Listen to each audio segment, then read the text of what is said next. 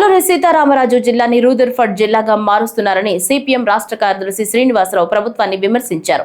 విజయవాడలో ఏర్పాటు చేసిన విలేకరుల సమావేశంలో ఆయన మాట్లాడుతూ పర్యాటక అభివృద్ధి పేరుతో ఏజెన్సీ ప్రాంతంలో ఖనిజ సంపదను దోచుకునే ప్రయత్నాలు మొదలయ్యాయని, స్థానిక గ్రామ సభలు ప్రజాభిప్రాయంతో సంబంధం లేకుండా టీడీపీ ఎమ్మెల్యేలే ఏకపక్షంగా నిర్ణయాలను ఆమోదించుకుంటున్నారని ఆయన ఆరోపించారు. గత 3 మాసాలుగా ఒక పథకం ప్రకారం అభివృద్ధి, పర్యాటకం పేరుతో గిరిజనుల సంపదని భారీ కార్పొరేట్ సంస్థలకి కట్టబెడుతున్నారు శ్రీనివాసరావు ఆగ్రహం వ్యక్తం చేశారు.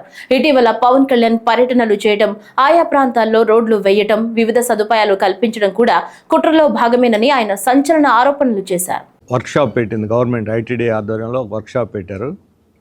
ఆ వర్క్షాపులోకి మీడియాని అనుమతించలేదు.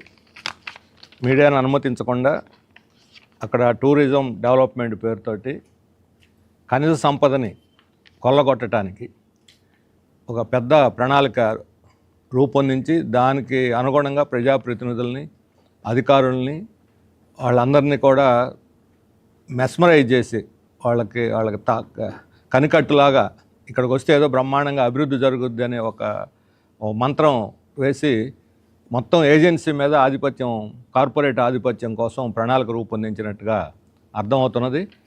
అక్కడ ఆ వర్క్షాపు అయిపోయిన తర్వాత వాళ్ళు నిర్దిష్టమైన ప్రతిపాదనలు చేయకుండా ప్రజాప్రతినిధుల చేతనే, తెలుగుదేశం ఎమ్మెల్యేల చేతనే ప్రతిపాదనలు చేయించి దానికి అనుగుణంగా ప్రజాభిప్రాయాన్ని మలచడానికి ఒక పెద్ద కుట్ర జరుగుతుంది. ఆ నోటు